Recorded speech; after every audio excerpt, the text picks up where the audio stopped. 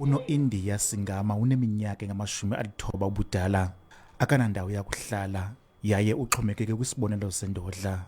Ngenxa yobudala akakwazi ukuhamba, kunzima nokuba aye kuzikhulula okanye akwazi ukuhlamba ngokwakhe. Uthi umzukulwana wakhe oneminyaka eli-13 sele eyintonga yakhe yasekhosi.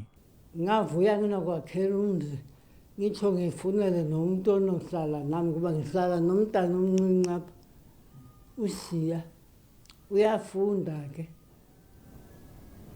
Ngelinye ixesha abuye late ngilambe ngokonyana. Xa ndiye esikolweni funeka ndimuke ndiphekile, ndimuke ndikhe amanzi, ndikline, ndijayele, tsho ndihlambe ndiye esikolweni.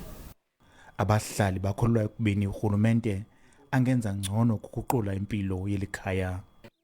Kumgama ongangeekhilomitha ezili-150 kolu sapho lakwaSingama sityelele usapho lakwaDalane kwilali yaselalini kuQumbu.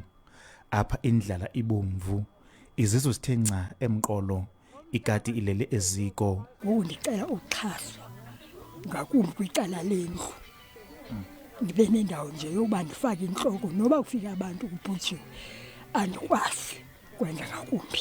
Ngokomthetho ojonge nokhathalela abantu abadala, ukucacisa ngokuphandle ukuba isidima sabantu abakhulu sibekwa phambili, impilo yabo nendlela abahlala ngayo ikhuselekile, kodwa kwezi iintsapho yintsomi nje leyo. Ndinkululeko Nyembezi weendaba ze-SABC, eNgcobo.